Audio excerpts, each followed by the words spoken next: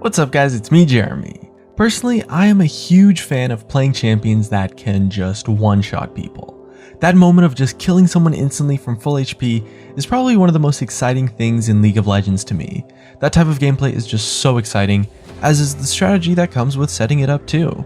But when you play someone like LeBlanc, maybe Talon or Fizz, your opponents very much expect to get one-shot by you in the first place, and as a result they will have a lot more respect for your power, and it becomes much more difficult to actually experience that moment of just blowing your load and getting that sweet 300 gold.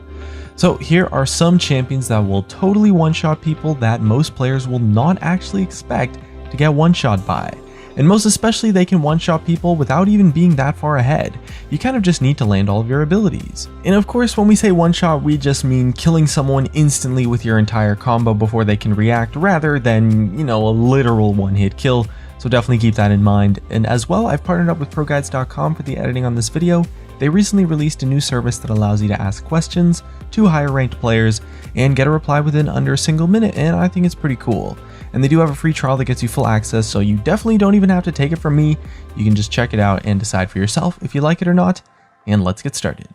The first champion we really want to talk about is Taliyah. She was actually kind of weak when she was released, and although she's had some buffs, many players have still not gotten used to her true power level. People are still trying to figure her out, but she's super powerful now, and has a fantastic one-shot potential if you can land a full combo onto someone.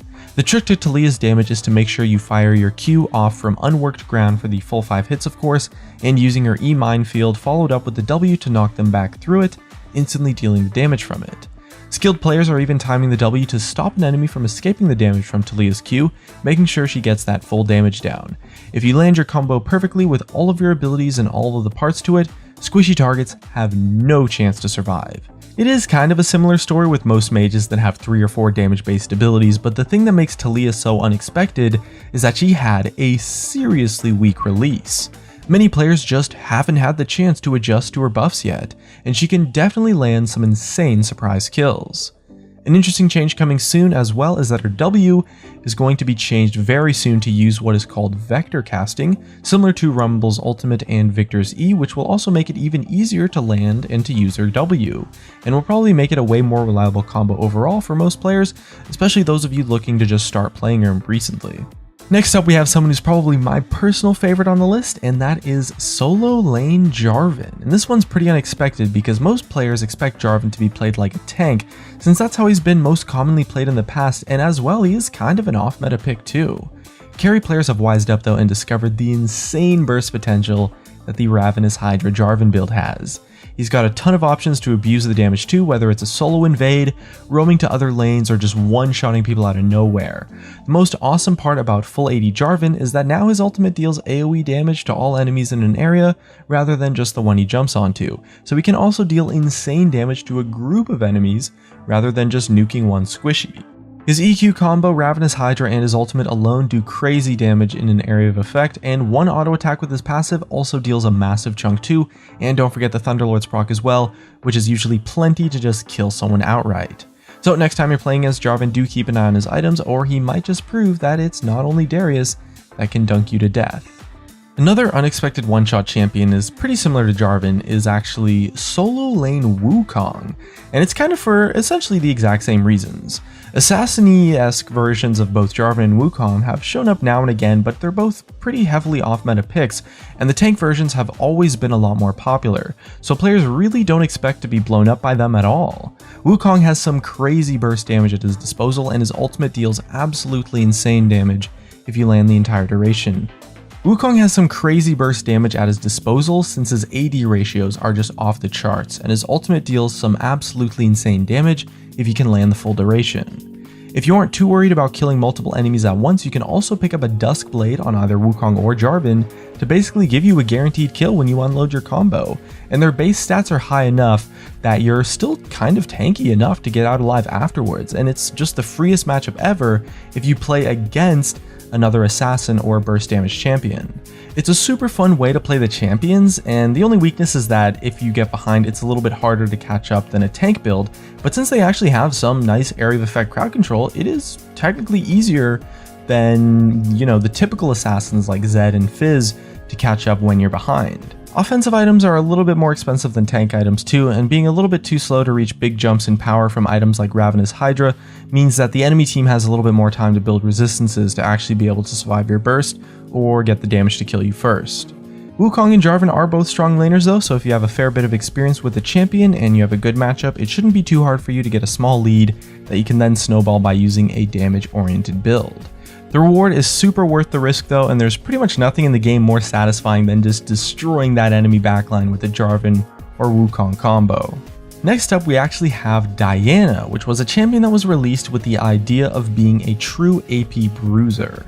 She has all of the tools she needs to contribute a very sustained amount of damage in a prolonged fight, since she has her W to mitigate damage, her E to stop enemies escaping, and her passive hits to deal a lot of extra damage when her other abilities are on cooldown.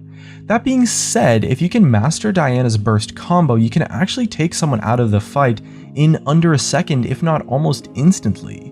The idea is to get 2 charges of your passive ready, activate your W, and then use your Q and your R to instantly get on top of the enemy and hit them with both the damage from the Q and the R and the orbs on your W, and you can then quickly auto attack to get the passive proc and then use your ultimate instantly again since the cooldown got reset.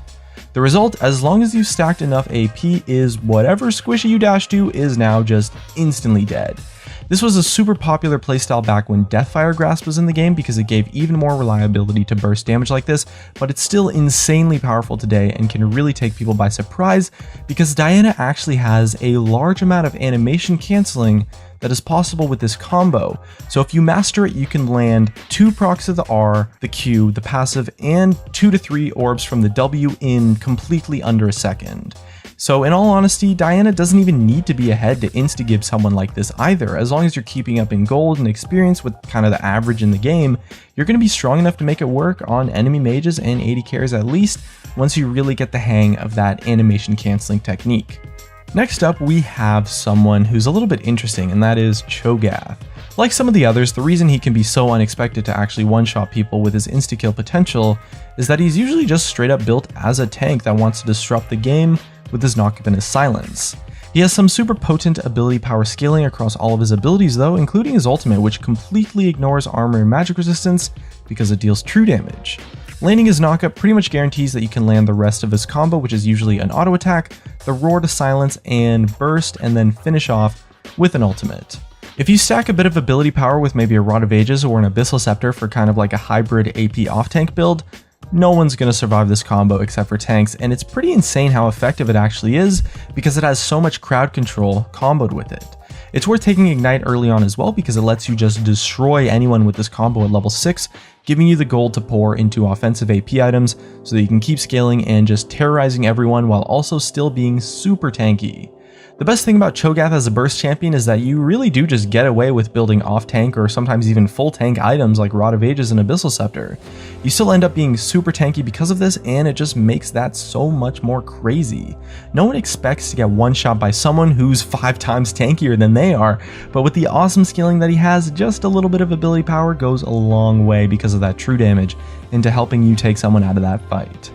It takes a little bit of practice to land the combo though, and you need to be close enough to follow up after the Q knockup to land the rest of your abilities, but as long as you hit everything, it's pretty much a guaranteed kill. There was even a game in the NALCS recently where TSM Bjergsen took Cho'Gath mid and spent the game just flashing in to destroy enemy carries with his combo as soon as he landed his Q, and it was honestly just disgusting. You know it has potential if Bjergsen's doing it, so definitely give this one a try for sure. So for our next champion on the list, we're kind of cheating a little bit because this one isn't technically a champion just yet, but we talked about the Ryze rework recently, and he's actually just damn powerful. The old Ryze was really about chaining abilities together a crazy amount and dealing sustained DPS while also staying semi-tanky kind of, but the new Ryze features the ability to use a lot of different combos that have different effects. And using the correct rotation gives him honestly insane one-shot potential, and he scales so hard because of the extra damage that he gets from mana. And this is definitely going to take a lot of people by surprise once he hits live servers because his burst is way higher than it was before, so make sure you learn his different combos and abuse that power for yourself. He's also a lot more fun to play now and a lot more versatile and honestly kind of just better overall, so you can still play him for sustained damage just as well as you can aim to burst out a squishy target in seconds. If you haven't seen our video on the Ryze rework yet, I'll link it in the outro, and I really recommend you check it out because it covers some of these combos to explain how they work and how you can use his new kit effectively. And for our next one-shot champion we want to talk about, it is actually Gragas in a solo lane, and a lot of people really don't expect this one since he has essentially been reworked into being a tank and has been played as a tank ever since the rework. His kit is packed with disruption that does make him kind of ideal as a tank, but that crowd control can also be used to pretty much just guarantee his kill combo as long as you've practiced using it. There's a lot of really high ranked Korean players in solo queue that have started making some crazy montages showing off the power of full AP Gragas in a solo lane. And the way it works is that you can use his stun with his body slam and flash, and ultimate to both burst and lock down a target, knocking them into your Q barrel with the ultimate that is sat waiting to explode on them, and then you proc the Q, and since the Q's been out for a while, you get the bonus damage effect for the increased duration. You can easily fit an auto attack in it too, letting you get the huge damage from your W as well, and the end result is just free kills over and over again on squishy targets once you master the mechanics. It does take a little bit of preparation though, and it might require a little bit of extra damage if necessary to make it work, as the scaling isn't entirely what it used to be, but it's totally doable, and if you get good at it, it's incredibly effective overall. You need to roll that Q casket out first to let it build up in damage for that duration, then you guzzle your brew with your W and immediately cast E, oftentimes comboed with a flash to land that stun on an enemy.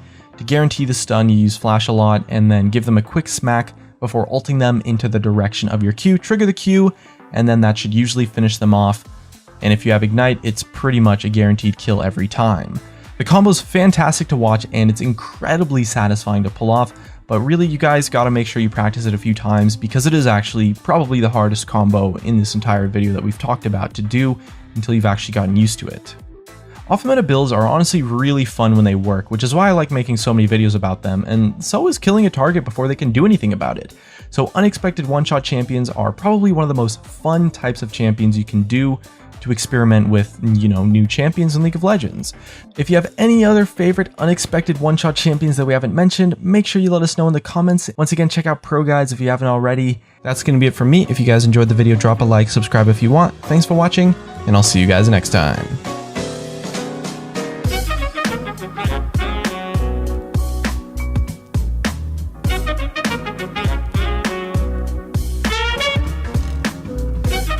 We'll be right back.